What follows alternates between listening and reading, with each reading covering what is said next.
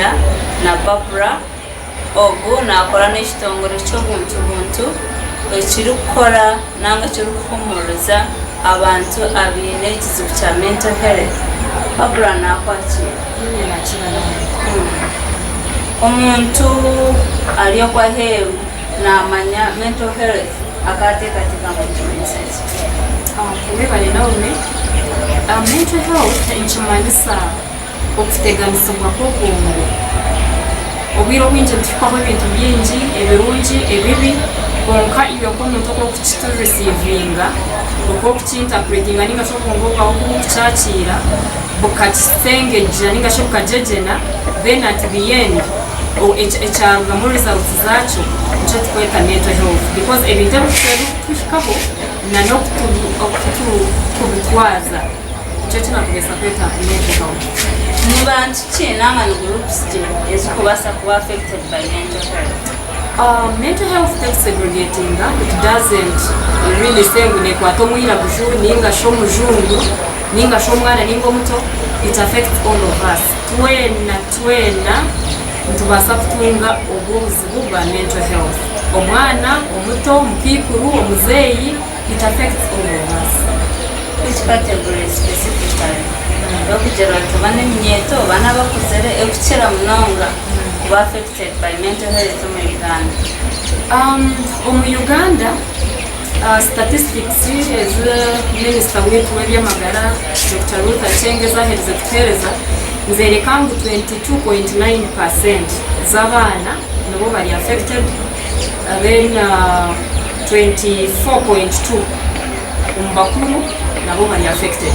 Konka ekyo tukikumanyisa ngu ezo zigwireyo nyo according to me nkyereka ngu statistics tara ubona abantu bona tubarakikirwaho kukwatwaho because baza kushanga eminyeto nkari ng'ekitongole kunagambira ukara turiyo minyeto munonga konka noza omu ishomero kunenavuga n'abantu bishatu abaana bishatu students konka bokuza kuhikaho abokugambira ebi bakora bamu nobaza kushanga over 90% biine ebizibu.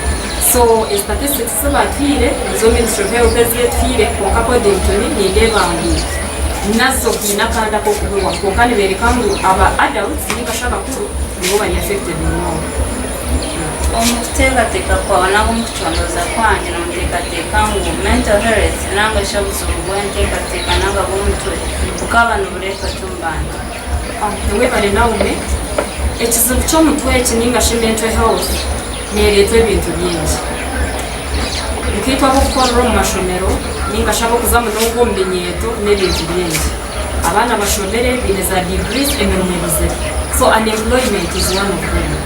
Oshanga omwana akashoma teekateeka owaabo fees okuba struggling bakuronda fees sente zibura bahaye amaani gaabo munonga kugira ngu omwana akaza kushoma konka sente zibura aheza kushoma omurimo gubura tiyatunga sente gakakuyambaho waabo oshanga yafuna challenges either becoming stressed ageraho ekizibu ky'okuba stressed aba depressed mental health etandikiraho. Abandi amaka gutukurugamu naddala abazaire bitu abokushanga titurakuzire n'abazaire bombi maawe akatanda na tata na raisingwa mukade wenka ekyo nakyo nkyafectinga abaana ngeni nka scenarios ezitushangira omu mashomero nobasa kukireba nk'ekintu kikyebyo tumi amesinga omwana wanje mwegurize oti so it has nothing to do with my child. Konka ekyo ekintu ky'okushanga abaana abazaire bija kuvisitinga abaana baabo aha mashomero ishe na nyina bija kuvisitinga konka wareeba nyina niwarukira kuba nayija ekyo ekintu kyonka oromwana yaba traumatized yaja ekonka shinyowe dadi wanje takwija abana bakibambatemya na batahi babo shanga uriya naja dadi yija na mami yija konkoria it is only one parent that comes to this child. So na divorces nazo mu maka zongire kuteganisa abana bitu. Then na divorce on the other hand nayo ne affectinga abantu abakuru omushaija n'omukazi kozere ebintu by'ite emyaka 10 omwaka gw'11 you don't have a share in my home so mpakinga ebyawe ogende nk'omukazi owatandikire from scratch probably omushaija okashanga tiine kyayine mwayezimba mwaheza kuba bagiga omushaija agenda rugo mumwanje hati okuzire waba omukikuru ninyenda omukazi musya nyenda omugore musya that one also is affectinga omukazi. so n'ebintu byingi munonga kandi tukwate kubikiza on both sides omubaana n'omubantu abakuru ebikubasa kuleeta mental health yaitu yaba affected. So abantu nogera bakakora ki okusiiza eminyeeto abantu bakora kugira ngo ba overcoming that problem ya mental health? Ngenda kubanza n'eminyeeto because I'm still the youth nkiri omunyeeto. Eminyeeto naba nimbashaba n'abantu mwena mental health twena netu affectinga utakatwaho ekizibu okagira oti ninyenyeeko okukyahikaho ninga niyo wahamwe ekyo tukwekiri twena nitukwatwaho. So wagira ekizibu don't be silent, open up.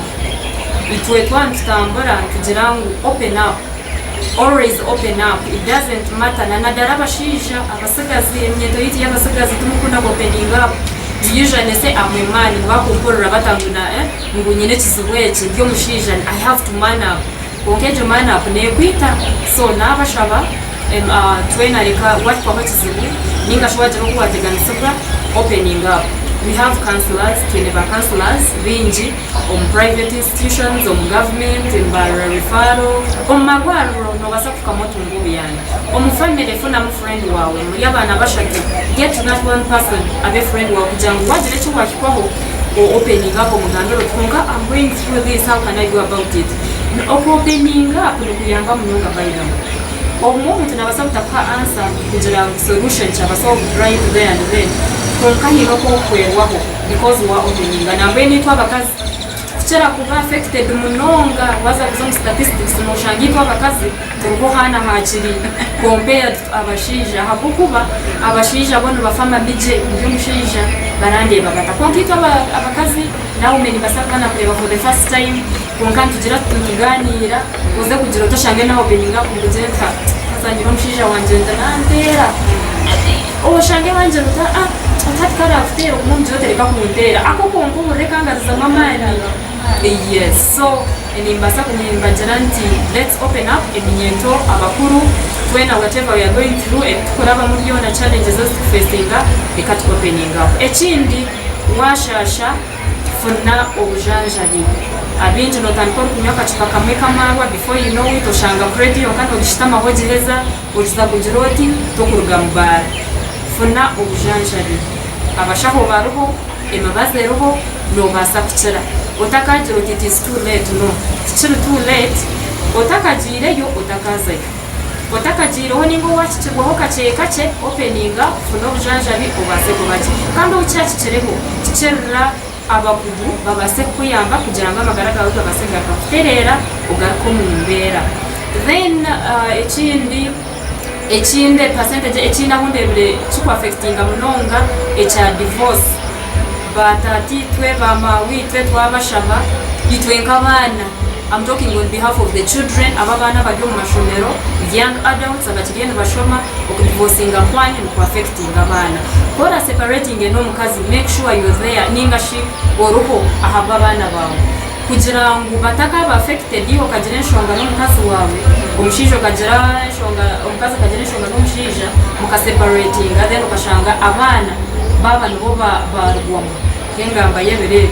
So nabashaba abazire reka tuberere abana bitu performance of mashondero no kurana performing akubi you don't know why but those are some no basakare batakantu kace kunkane byebe bintu ebigene kuteganisa abana bitu ati mbeno muleno mutaba kudyoki nambashi no kwatana samta na government nambashi no teka government shema kwiteka bansa nange kabwera abantu ababinde bizwere we bari nahume icyo kubanza nizima government ya Uganda kugira ngo omu department yayo ine y'ekitongole specifically focusinga hari mental health konka nimbasa kugira nzitekozere kikumara ahabo kuba offices za Kampala itwe turimba turi mu Western region turi mu Western part of Uganda. Ukara is a private organization konke turukora byona n'abantu mutabo kutwataraho kugira ngo umurimo gwitu base ko yongera yo mwisho.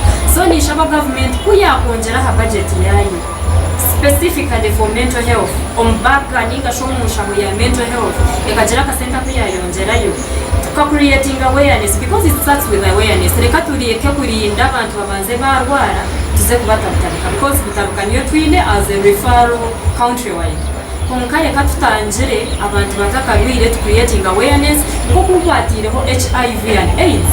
Dora hakazaho muranga abantu buyomowe na n'umwana nombuza HIV and AIDS nabasa kuchishobora chimanza. Konka mental health oworo kubuza kugira togwe atabona abagwira, which is not the case. Kugira ngo abagwiraro abo kushanga amahanda bajwire gushana bajye mu kasasiro no baba bari mentally affected no twena tuyabagwire ningashi to target ya mental health. So nanisha government kuyakonjera mu budget yayo eka kwataraho private institutions ningashi private mental health organizations ezigenze abona zo gukora ubwo mu kugira ngo abantu twena tukabaje aho niteka mbi twena as a country tuza kuyandura kandi noshanga cases zaza hansi abantu bamanya how to handle those cases zabakikaho mu mashomero tukata mu programs zo kugira ngo mushomesa nabo ta treating abo babana katanga kagambira ku mwana iyo yetfire iyo yetdoma not knowing ahabecho ko mwana yena behaving at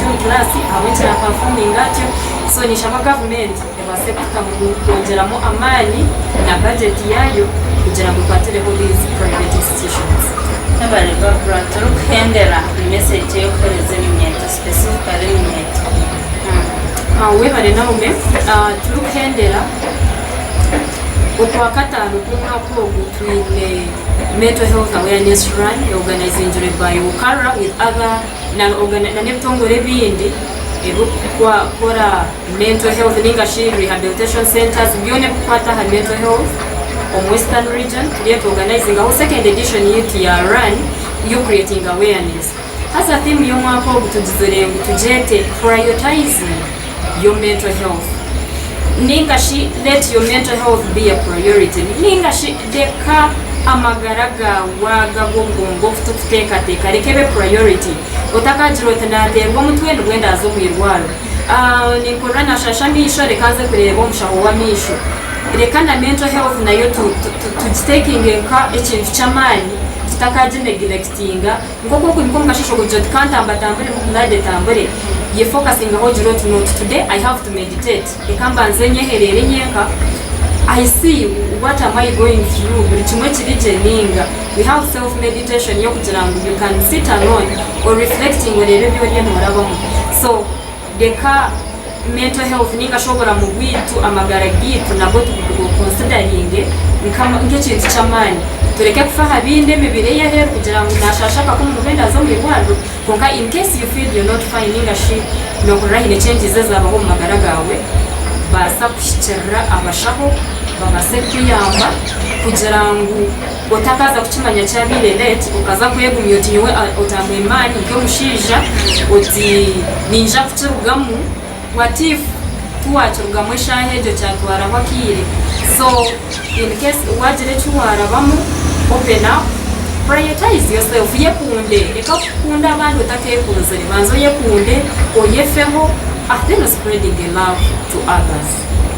Okay, tebali munanga Madam Barbara abakire kawe umurebo wa Tayari West Murundi ngo twahendera tutemura mabwito nangashi